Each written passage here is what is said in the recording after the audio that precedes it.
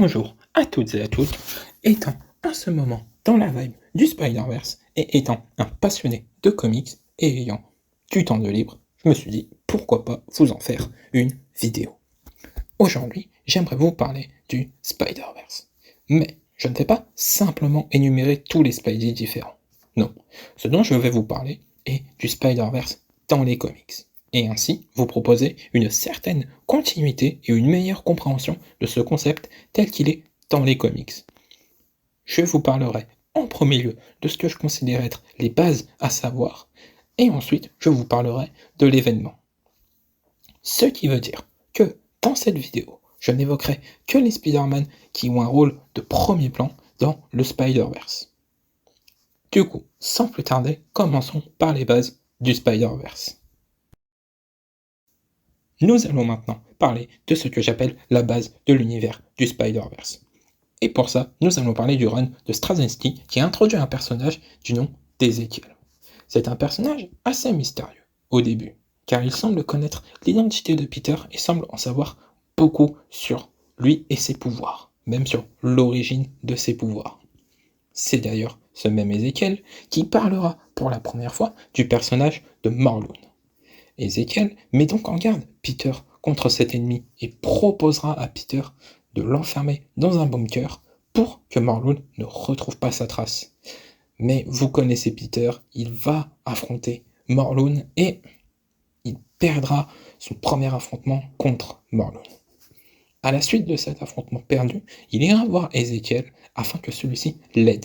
Mais Ezekiel refusera dans un premier temps avant de venir en aide à Peter lors de leur deuxième affrontement.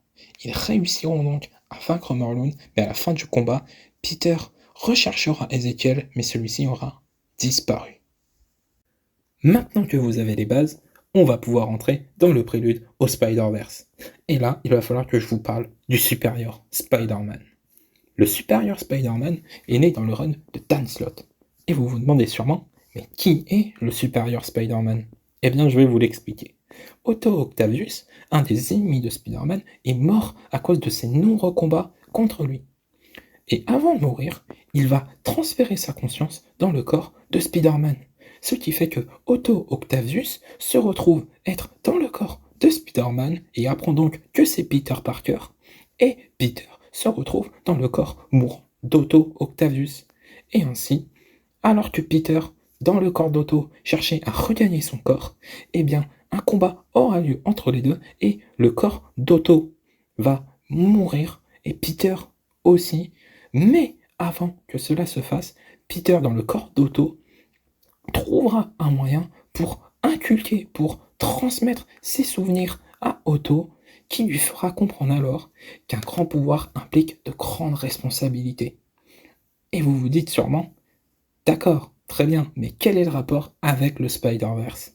Eh bien, on va y venir, parce que c'est durant une de ces aventures que le Superior Spider-Man va se retrouver à voyager dans le temps et va atterrir dans la réalité du Spider-Man 2099.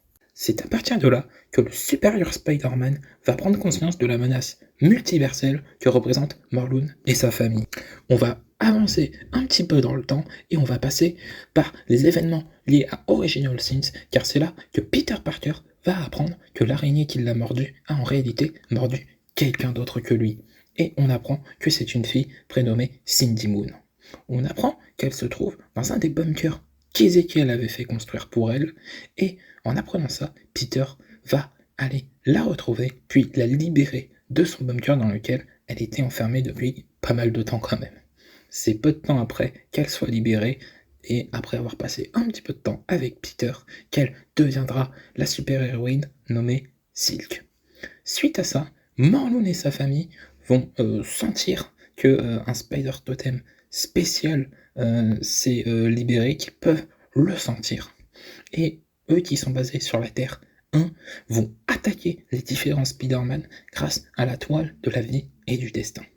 Cette toile, elle permet aux héritiers de se déplacer à travers les univers et de ressentir les Spider-Totems spéciaux. Car Morlun et sa famille, eux, se nourrissent que de Spider-Man. Maintenant, je vais vous parler des Spider-Totems spéciaux.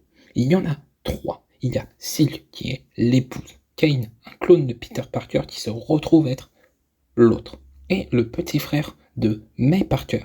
Alors, May Parker, c'est un peu spécial parce que c'est la fille de Peter et Mary Jane de la Terre 982. Voilà. Et elle a un petit frère nommé Benjamin Parker qui se retrouve être un de ses Spider Totems spéciaux et ils l'ont appelé l'enfant. Et là, vous vous dites, d'accord, mais c'est quoi le plan du coup? Eh ben, ça sert. Alors, le but, c'est plutôt pour les héritiers.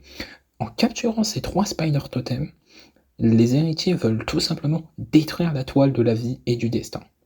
Toile essentielle car c'est ce qui lie les Spider-Man à travers le multivers et qui leur confère leur pouvoir.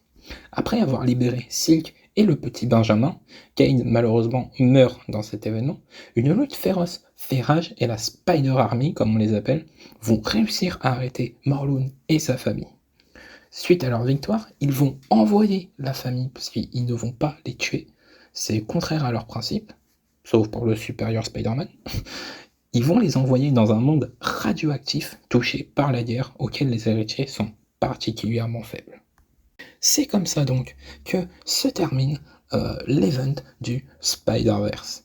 Si cette vidéo vous a plu et qu'elle vous a été utile, n'hésitez pas à vous abonner et à lâcher un petit pouce bleu.